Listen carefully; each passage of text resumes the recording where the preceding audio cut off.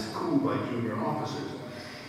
So in this sense, for the cases we looked at, this is the case. Now, the problem was, of course, that over time, the international context has become increasingly important, not merely in terms of timing or sponsorship, let's say, of democratization, but more importantly, intervention by various foreign governments. And of course, most importantly, in the case of Eastern Europe, and recently, is the European Union. So by far the most effective and systematic, not just an intervener in democratization, especially, of course, in Eastern Europe. Maybe it will also happen in this part of the world, I don't know. But certainly in the case of Eastern Europe, the EU is much more important than the United States or any other actors. And of course, the main motive behind this, why those countries conform so regularly was membership in the EU. So you not only had EU resources and EU advice and everything else, but you had a reward if you behaved properly. Conditionality is the fancy word for this, that you will become a member of the EU. That's a powerful set of incentives to behave yourself. We'll leave aside the fact that once you're inside the EU, you may start behaving differently.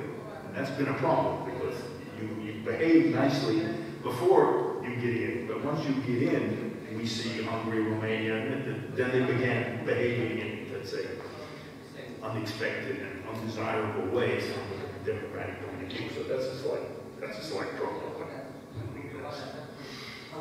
But I started, in other words, thinking about what in this paper, which I have sent Mustafa, I'm sure you can get from him or from me or whatever. I point out that all democratizations are a sort of two-handed, I call it ambidextrous process.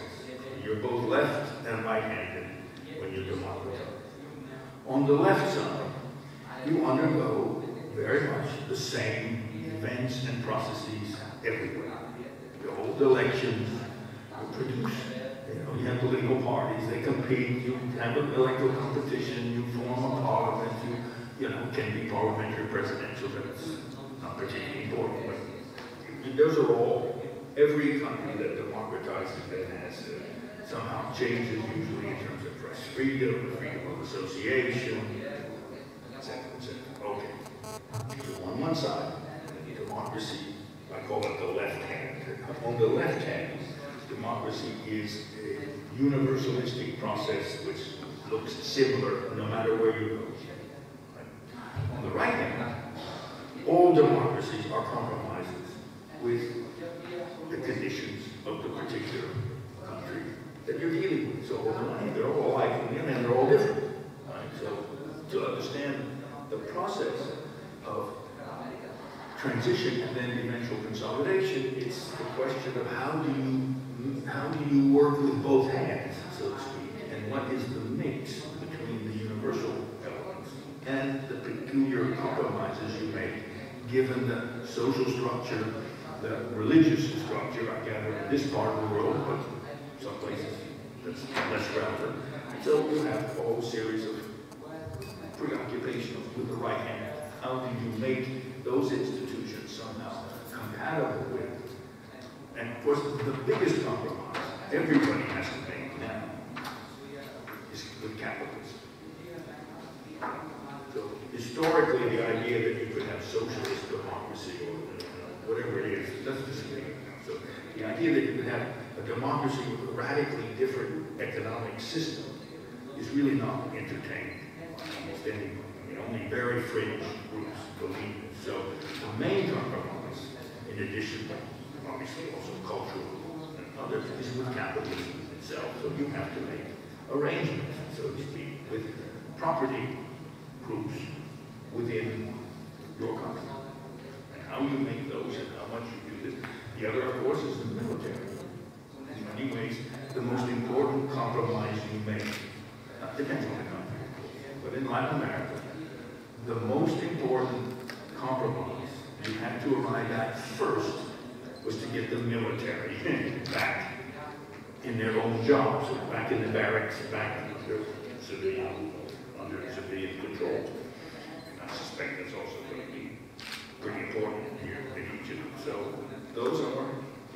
some countries, my favorite of these cases that I was studying in Eastern Europe, I contributed to a book on the role of the military in the transition to democracy in Eastern Europe. And there was no book.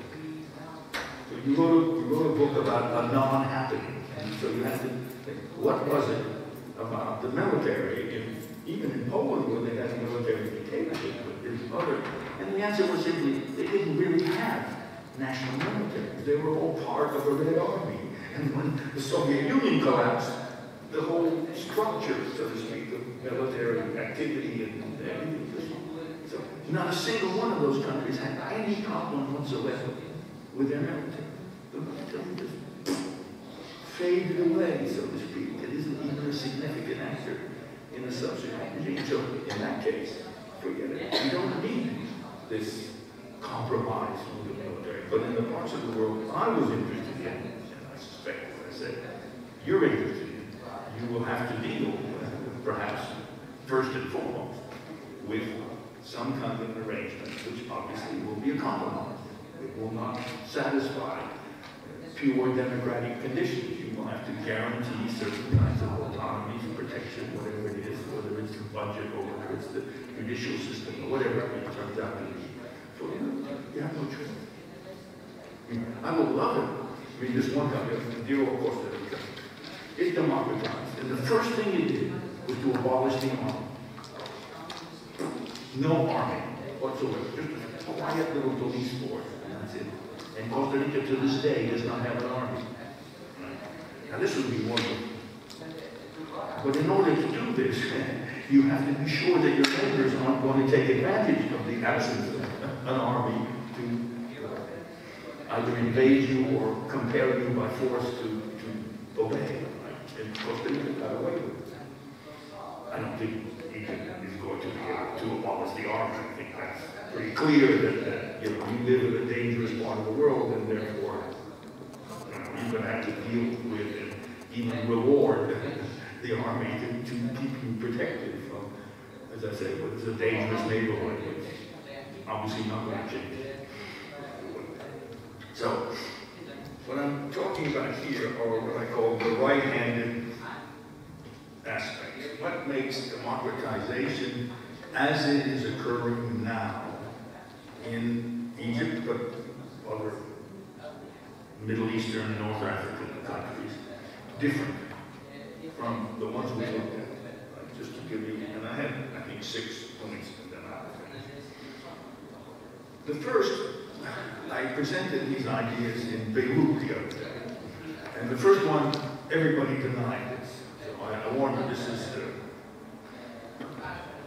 disputable. Because when I started in the business of studying democratization, one thing was very clear to virtually all populations, from the left to the right. And that was that the association between democracy and economic prosperity, or let's say successful capitalism, that was seen as taken for granted. So many people, particularly in Eastern Europe, were kind of indifferent about democracy, but they thought that you had to have democracy in order to have the kind of prosperity that the Germans or Western Europeans enjoy. Now, that has not always been the case. So the relationship between capitalism and democracy is a very, very problematic and one which has changed in different periods of time. At times, they really don't fit together at all. So at the present moment, the relationship between capitalism and democracy is very problematic, and particularly in Europe and the United States, all of the advanced capitalist countries since the 1980s, not only has the growth rates been declining, and in some cases even quite dramatically, but the levels of economic inequality have been increasing. So the assumption that you become democratic, you will not only get rich, but you will also have a greater, more equitable distribution of that prosperity. Nobody can believe that today, at least not in Western Europe or even North America. There are a few exceptions, Scandinavia, but other than that, this. So my idea was that if you democratize now, say in Egypt, you can't take for granted the relationship anymore. So you could democratize, and you could have very heavy economic costs, and especially under neoliberal kinds of policies, you could end up with a much more unequal distribution of scale. That's exactly what happened in Eastern Europe. So Eastern Europe now, Russia is even the worst case, as a matter of fact, where you had democratization, pseudo-democratization in Russia, and you had, it's been accompanied by, first, a tremendous decline in production as you move from socialism and Soviet planning to a market economy. But even when you got the eventual market economy, the disparities that were generated by the return or the eventual growth of overall product were much greater. So these countries now live in a much more unequal universe, and that's a problem for their democratic constitution. So that was my first point, the timing. You are timing your democratization in a period of the cycle of democracy, which is of capitalism, which is very negative. And therefore, you have not the same kind of comfortable relationship between becoming democratic and becoming prosperous.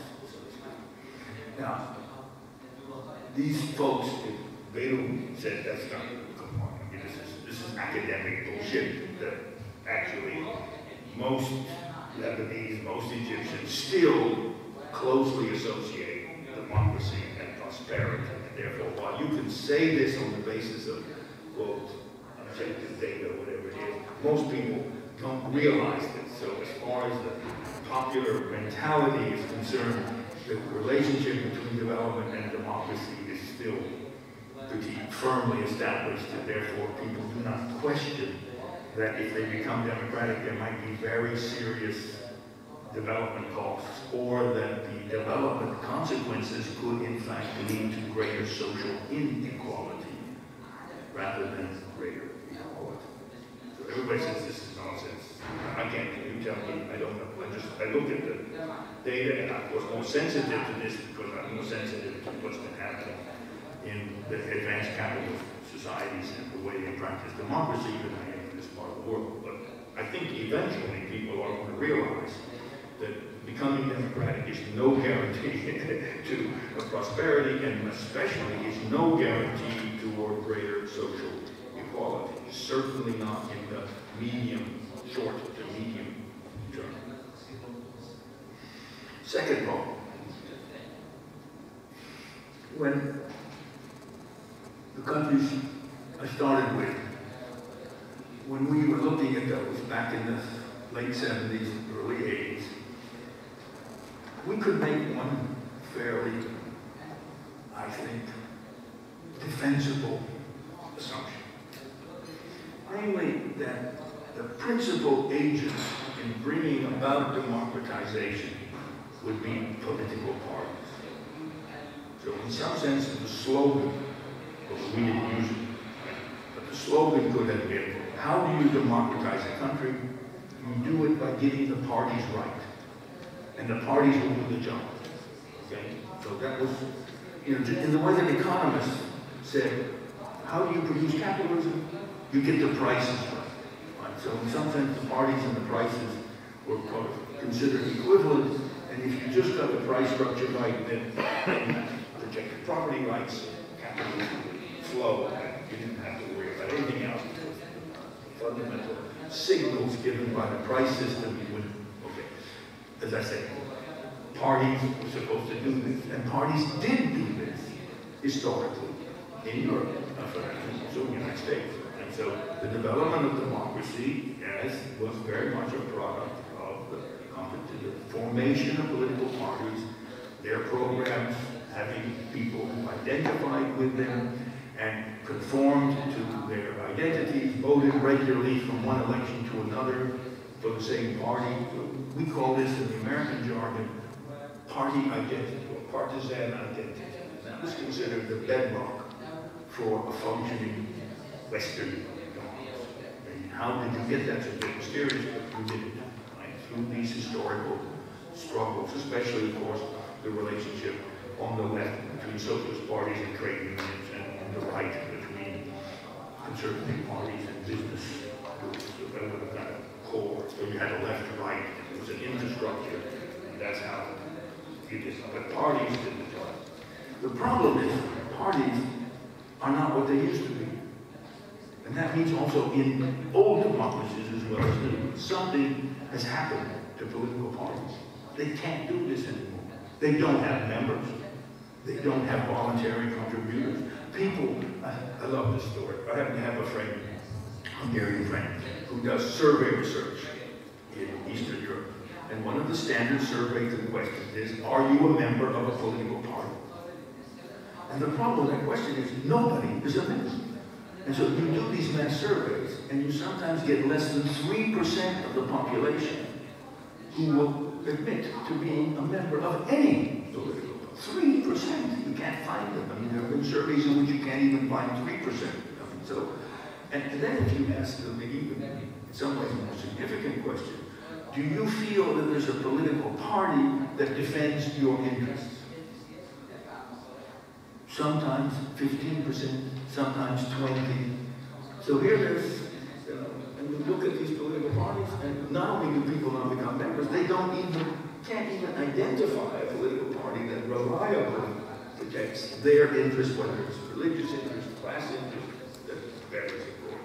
So this kind of political activity, the political parties, which carried the burden of democratization historically, and did also a great deal in Southern Europe and some of the Latin American countries. Places like Uruguay and Chile, which had already well-established party systems, they had relatively short dictatorships, and the old parties had real members, had struggled and helped people and had an infrastructure in the neighborhoods and all this other business. So there are a few countries, and Spain and Portugal fit that, Greece, of course, and Chile, Uruguay, there are really, literally, no political parties in Eastern Europe. None. There's not a political party that deserves the name political party. And so people change their vote, of course, from one religion to another. People want from one election to another. People don't, are not in any sense controlled by or organized, oriented by political parties. So, what about Egypt or the Middle East? So I draw the consequence from this. And again, this is not a particular property of Egypt. This is a general problem for all new and old democracies. Political parties do not do their job, the job that they used to do. So that's a problem. So you've got to find a substitute. Now, in the literature, the substitute is civil society. So there's no accident that the literature on democratization now pays a lot more attention to civil society than it did in the past. The political side paid almost exclusive attention to political party.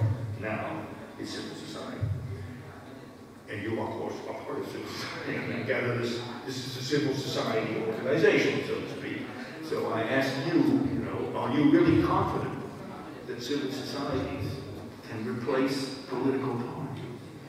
I don't think so myself, but that's so. You can make useful contributions without any doubt, right? But can you actually replace political parties as the fundamental infrastructure and organizing, not merely electoral behavior, but also governance? I actually just asked you that. So that's a problem. Political parties have gone to with each successive period of democratization, political parties have played less and less of a role. So you've got to think about that. You cannot rely on political. Third change, very much emphasized in the case, particularly of Egypt, but I think other cases in the Middle East. When I started out in this business in Portugal,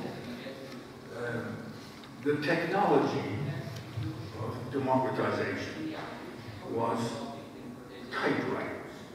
When I started going around Lisbon and meeting politicians and going to political parties, I kept noticing that all of the political parties to the right of the Communist Party all had the same white typewriters. brand new white title. Then I discovered they had been given to these political parties by the Swedish government. So this was foreign intervention into the Portuguese Revolution, consisted of the Swedish government giving titles to political parties. Now later, under the Solidarność, etc., the Americans gave them, you know, Xerox machines and who knows what else. So I didn't afford computers or whatever else.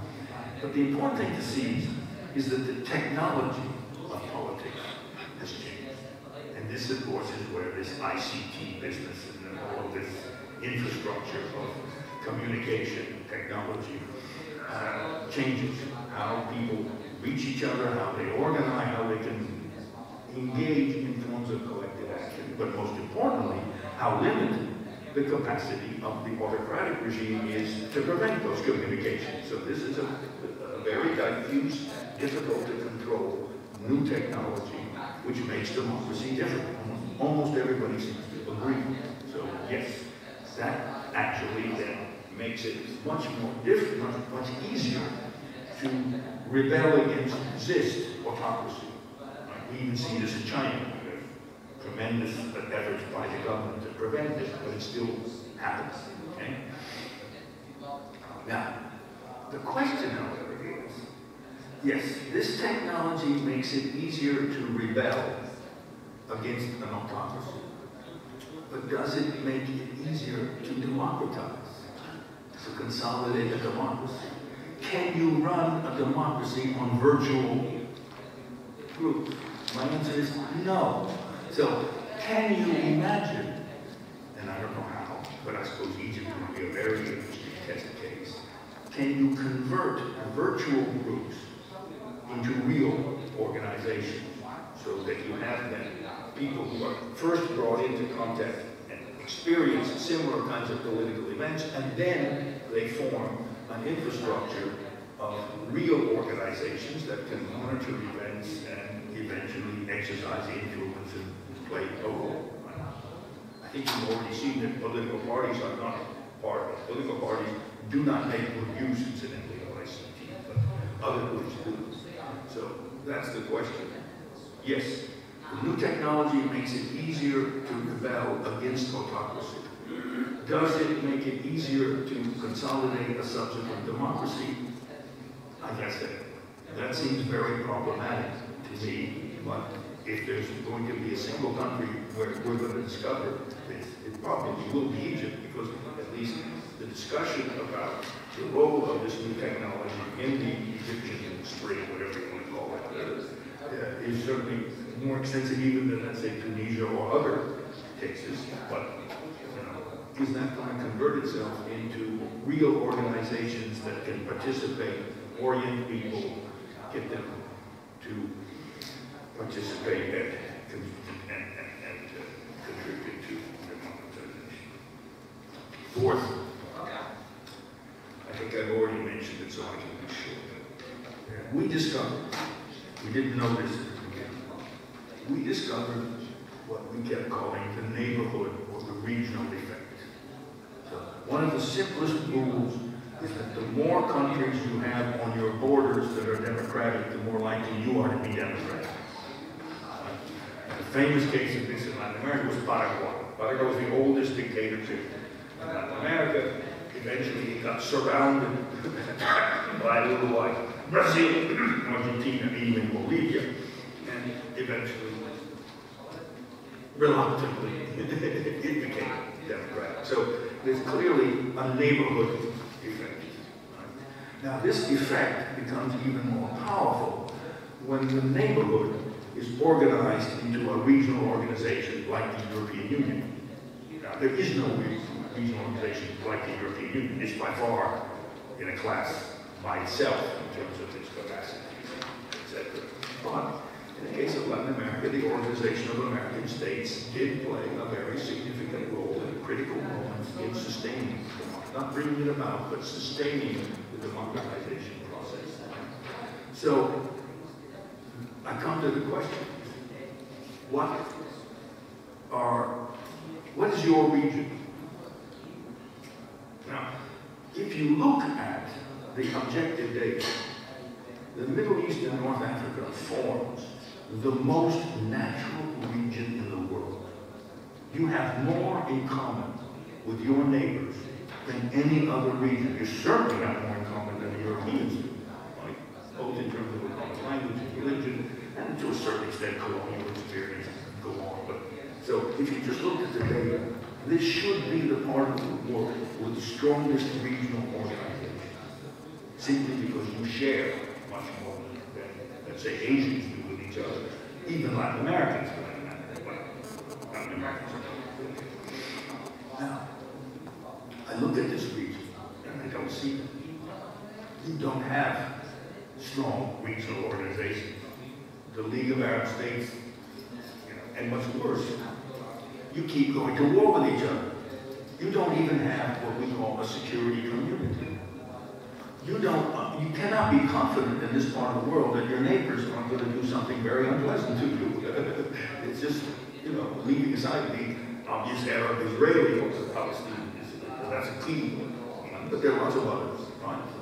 Iran, Iraq, Syria, all of these are, so one of the most important features of the part of the world we were studying was not only did you have this neighborhood effect, but the neighborhood formed a security community.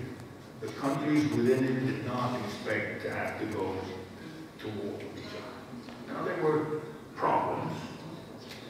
El Salvador and Honduras went to war with each other. Peru and Ecuador went to war with each other for a week or something and then gave up. So there are minor exceptions, but still, that was extremely important for democratization because it meant that, among other things, the role of the military would be quite different because the role of the military was not as indispensable as it is if you are in a neighborhood, in an unpleasant, threatening neighborhood. So that's one difference, it seems to me, between this part of the world.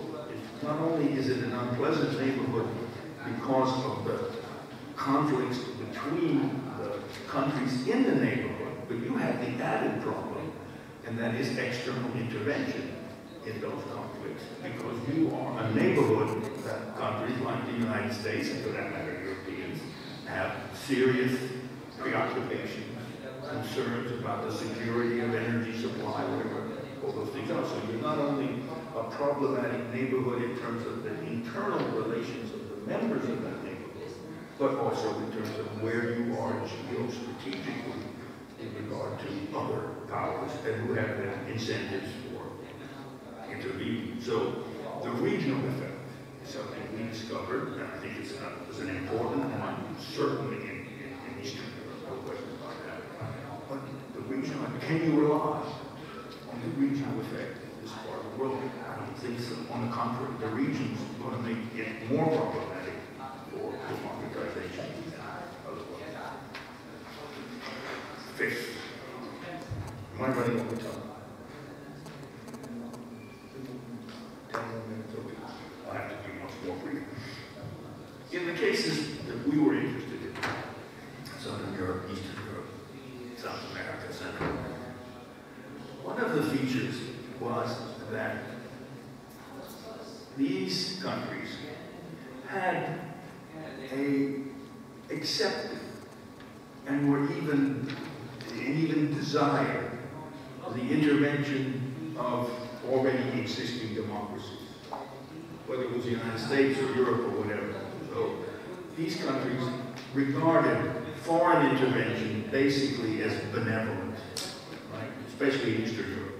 So they actually begged for foreign intervention, usually of the EU, but of other sorts. So these countries, one of the first things they did was through NGOs, or whether it was through various kinds of aid programs, or whether it was the EU neighborhood policies and the EU membership, I think those were all welcomed by those countries. In other words, the perception of outside actors was basically favorable, and therefore it became an important component of how you democratized. You did not fear that outside intervention in your emerging democracy